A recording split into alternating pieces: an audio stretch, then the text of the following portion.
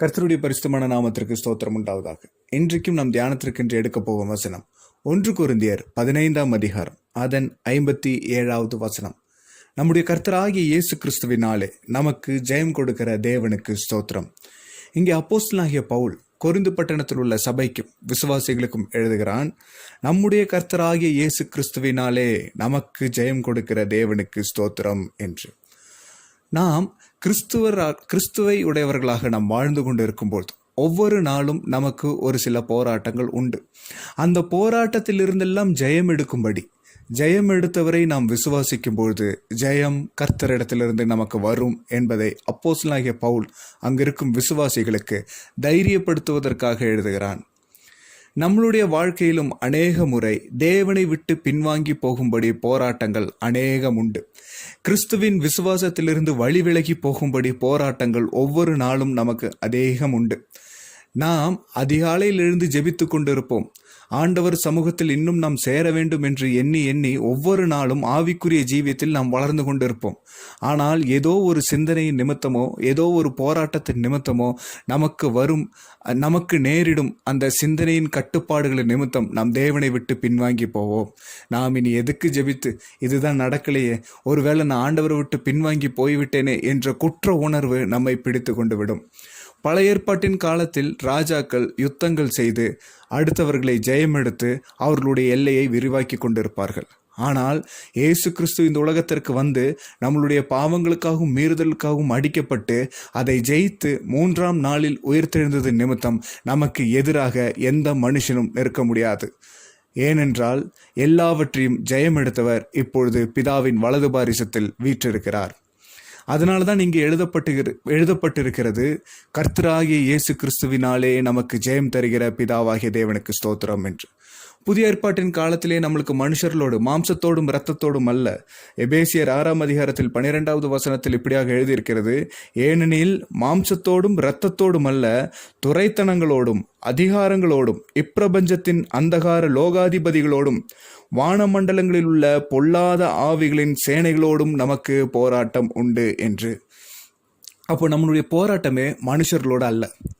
ஆண்டவர் இயேசு கிறிஸ்து நமக்கு கற்றுத்தந்தது என்னன்னா, நீங்க உங்களை நேசிக்கிறது போல பிறனையும் நேசிங்க என்று. அப்படி பிறனையும் நேசிக்கிற நம்ம அவர்களோடு போய் சண்டைக்கு போக முடியுமா? கூடாது. இயேசு கிறிஸ்து அது நமக்கு கற்றுத்தரவில்லை. நமக்கு போராட்டம் உண்டு என்றால் அது இந்த வானமண்டல பொல்லாத சேனைகளோடு. அந்த வானமண்டல பொல்லாத சேனைகள் என்ன செய்யும்? நம்மை தேவனோடு, நம்மை கிறிஸ்துவோடு நெருங்க விடாமல் செய்யும். நாம் கிறிஸ்துவுடையவர்களாய் இல்லாமல் போவோமே ஆனால் இந்த உலகம் நம்மை எளிதாக வஞ்சித்துவிடும். ஏனென்றால் இந்த உலகம் வஞ்சித்து விட்டால் நாம் கிறிஸ்துவுடையவர்களாய் இருக்க மாட்டோம். அடுத்தது உலகத்திற்கு நேராக திரும்புவோம். உலகத்தின் முடிவு மரணம். அதனால தான் அப்போஸ்தலனாகிய பவுல் இதற்கு முன்பாக இருக்கிற வசனத்தில் 55ஆம் வசனத்தில், மரணமே உன் கூர் எங்கே, பாதாளமே உன் ஜெயம் எங்கே என்று. இதோ நாம் ஆண்டவர் இயேசு கிறிஸ்துவோடே பயணித்து கொண்டிருப்போமே ஆனால் இந்த உலகம் நம்மை வஞ்சிக்காது. ஆனால் விட்டு கொஞ்சம் விலகிட்டோம்னா இந்த உலகம் நம்மை வஞ்சித்து விடும். அப்போஸ்தலனாகிய பேதுரு ஆண்டவர் இயேசு கிறிஸ்துவோடே பயணித்து வந்து கொண்டிருந்தான். ஆனால் ஆண்டவர் இயேசு கிறிஸ்து சிலுவையில் ஒப்பு கொடுக்கும் போது பேதுரும் அங்கே தான் இருக்கிறான். ஆனால் பேதுருவை பார்த்து, நீயும் அவரோடு கூட இருந்தவன் தானேன்னு கேட்கும்போது பேதுரு இயேசு கிறிஸ்துவை மறுதளிக்கிறான். 3 முறை மறுதளித்து விட்டு அவன் அங்கிருந்து ஓடி போயிட்டான். இயேசு கிறிஸ்துவின் சிலுவை மரணம் வரைக்கும் அவன் கூட வரல, ஓடி போயிட்டான். அடுத்தது அவன் தேவனை விட்டு இன்னும் பின்வாங்கி போகும்படியாக அவனுடைய பழைய வலையை எடுத்து மீன் பிடிக்க போறேன்ட்டு போயிட்டான். அவன் மட்டும் போல, அவன் கூட சேர்ந்து ஒரு 4-5 பேர்த்தையும் கூட்டிட்டு போயிட்டான். நம்மளுடைய வாழ்க்கையிலும் இப்படி தான். ஆண்டவரோடு இருக்கும்போது, இயேசு கிறிஸ்துவோடு பயணித்து கொண்டு இருக்கும்போது, அவருடைய வார்த்தைகள் நம் இருதயத்தில் வைத்து வாழ்ந்து கொண்டு இருக்கும்போது இந்த உலகம் நம்மளை வஞ்சிக்கவே வஞ்சிக்காது. அதற்குண்டான இடம் அதுக்கு இல்லை. ஆனால் எப்போ ஆண்டவர் இயேசுவை விட்டு கொஞ்சம் பின்வாங்கி வந்து, இந்த போராட்டத்தில் நான் என்ன பண்ண போகிறேன் அப்படின்னு நம்ம யோசிக்கும் பொழுது இந்த சத்துரு, இந்த வஞ்சனைக்காரன் நம்மை வஞ்சித்து விடுவான். வஞ்சிக்கும் பொழுது நம்ம என்ன பண்ணுவோம்னா, ஆண்டவர் நமக்கு தந்த கட்டளை என்னவா இருக்கும்? ஊழியம் செய்யணும்ட்டு. பேதுருவுக்கு இருந்த கட்டளை என்ன? ஊழியம் செய்ய வேண்டும் என்று. பிதாவாகிய தேவனுடைய ஒரே பேரான குமாரன் தான் இயேசு கிறிஸ்து. அவர் மரித்தார், மரித்து 3ஆம் நாளில் உயிர்த்தெழுந்தார் என்ற சுவிசேஷத்தை ராஜ்யமெங்கும் போய் அறிவிக்க வேண்டும் என்று கட்டளைப்பட்டவன் இந்த பேதுரு. ஆனால் அதை மறந்துவிட்டு மீன் பிடிக்க போறான். உன்னை மனுஷர்களை பிடிக்கிறவன் ஆக்குவேன் என்று சொன்னவர் அந்த வார்த்தையை மறந்து திரும்பவுமாக மீன்களை பிடிக்க போறான். நம்மளுடைய வாழ்க்கையிலும் ஆண்டவர் இயேசு கிறிஸ்துவை விட்டு பின்வாங்கி வந்து விட்டோமே ஆனால் நம்மளுடைய பழைய ஜீவியத்திற்கு நேராக கடந்து போவோம். பழைய ஜீவியத்தில் என்ன இருந்தது? வெறுமைதான் இருந்தது. ஆண்டவர் இயேசு கிறிஸ்து பேதுருவை சந்திக்க வரும்பொழுது பேதுருவின் படகு வெறுமையாக இருந்தது. அதே போலதான் இப்ப திரும்பவும் வலை வீச போறான், அங்க வெறுமை தான் இருந்தது. ஆனால் தூரத்திலிருந்து ஒரு சத்தம் வருது, பிள்ளைகளே வலையிலே ஆழத்தில் போடுங்கள் என்று சொல்லும் பொழுது மீண்டுமாக மீன்கள் அவர்களுக்கு கிடைக்கிறது. அவர் கர்த்தர் என்று யோவான் சொன்ன உடனே பேதுரு நேரா வந்து இயேசு கிறிஸ்துவின் பாதத்தில் விழுந்து விட்டான். அது அவனுக்கு ஒரு உயர்வாக மாற்றப்பட்டது. நம்மளுடைய வாழ்க்கையிலும் ஒரு சில போராட்டங்களை தந்து இந்த உலகம் நம்மை தேவனை விட்டு பின்வாங்கி போகும்படி, கிறிஸ்துவின் வார்த்தைகளை விட்டு பின்வாங்கி போகும்படியாகும் நம்மை ஒவ்வொரு நாளும் போராடி கொண்டே இருக்கும். ஆனால் நம்மளுடைய ஜெயம் இயேசு கிறிஸ்து. அதுதான் பவுல் இங்கே சொல்லுகிறான், நம்முடைய கர்த்தராகிய இயேசு கிறிஸ்துவினாலே நமக்கு ஜெயம் கொடுக்கிற தேவனுக்கு ஸ்தோத்திரம் என்று.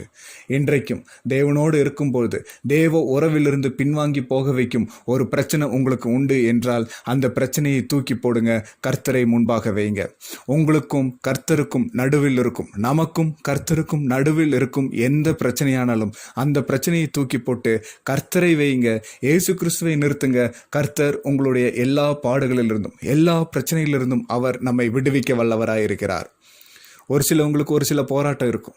கடன் போராட்டம், வெறுமை என்னும் போராட்டம், வறுமை போராட்டம், இதெல்லாம் இருக்கும். இதன் நிமித்தம் ஆண்டவரே இவ்வளோ நாள் உங்களை நான் ஆராதிக்கிறேனே, என்ன கிடைத்தது எனக்கு? இது இப்படியே தான் போகுமா? இந்த பாடுகள் மத்தியிலே தான் நான் போகணுமா என்று சொல்லி அந்த பாடுகளை எண்ணி எண்ணி எண்ணி நாம் தேவனை விட்டு கொஞ்சம் கொஞ்சமாக பின்வாங்கி வருவோம். ஆனால் கர்த்தர் சொல்லுகிறார், பாடுகளை எண்ணி பின்வாங்கி போக வேண்டாம், இந்த உலகத்திற்காக பாடுபட்டு ஜெயித்தவரை எண்ணி முன்னேறி வாங்கள், கர்த்தர் உங்களுக்கு ஜெயம் தருவார் என்று. இவ்விதமாக நாம் ஜெயம் எடுக்கும்பொழுது உலகத்தில் உள்ள எல்லா போராட்டங்களிலிருந்தும் எல்லா வானமண்டல பொல்லாத சேனைகளிலிருந்தும் நாம் கிறிஸ்துவின் நாமத்தினால் ஜெயம் எடுக்கும்போது நமக்கு கர்த்தர் தரும் ஒரு பரிசு உண்டு. நாம் ஜெயம் எடுக்கும்போது கர்த்தர் நம்மளை சும்மா விட மாட்டாங்க. ஒரு போட்டி, உலகத்தான்கள் ஒரு போட்டி வைக்கும்போது அந்த போட்டியில் ஜெயித்தாங்கன்னா அவங்களுக்கு ஒரு பிரைஸ் கொடுப்பாங்க.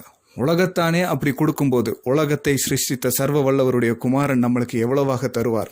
இதோ வெளிப்படுத்தின விசேஷம் 3ஆம் அதிகாரம் அதன் 5வது வசனம், ஜெயம் கொள்ளுகிறவன் எவனோ அவனுக்கு வெண்வஸ்திரம் தரிப்பிக்கப்படும், ஜீவ புஸ்தகத்திலிருந்து அவனுடைய நாமத்தை நான் கிறுக்கி போடாமல் என் பிதா முன்பாகும் அவருடைய தூதர் முன்பாகும் அவன் நாமத்தை அறிக்கையிடுவேன் என்று. இதோ கர்த்தர் இன்றைக்கும் நம்மை பார்த்து கூறுகிறார், நாம் இந்த உலகத்தின் எல்லா போராட்டங்களிலிருந்து ஜெயம் எடுத்து நாசமோசமோ வியாதியோ பட்டினியோ வியாகுலமோ துன்பமோ துக்கமோ எது வந்தாலும் நான் கிறிஸ்துவுக்குள் நிலை நிற்பேன் என்று நிற்கும் பொழுது அவர் நமக்கு சொல்லுகிறார், ஜீவ புஸ்தகத்திலிருந்து நம்மளுடைய பெயரை கிறுக்கி போடாமல் நமக்கு வெண்வஸ்திரம் தரிப்பிக்கப்பட்டு பிதாவுக்கு முன்பாக நம்மளுடைய பெயரை சொல்லுவார் என்று, நமக்காக பரிந்து பேசுவார் என்று அவர் நமக்கு இன்றைக்கு சொல்லுகிறார். எனவே எந்த துக்கமாக இருந்தாலும், எந்த துன்பமாக இருந்தாலும், எந்த பிரச்சனையானாலும், கடன் பாரமாக இருந்தாலும் சரி, வியாதியாக இருந்தாலும் சரி, வியாகுலமாக இருந்தாலும் சரி, கவலைப்படாமல் எல்லாவற்றையும் குறித்து தேவனிடத்தில் ஸ்தோத்திரத்துடனே உங்கள் விண்ணப்பங்களை வையுங்கள். அவர் நம்முடைய கர்த்தராகிய இயேசு கிறிஸ்துவினாலே எல்லா காரியங்களிலிருந்தும் நமக்கு ஜெயம் தருவார். இந்த விசுவாசத்திலே நாம் நிலைத்திருப்போம், பரலோக ராஜ்யத்தை சுதந்திரித்துக் கொள்வோம். கர்த்தர் தாமே இந்த வசனங்களை ஆசீர்வதிப்பாராக. ஆமேன், ஆமேன்.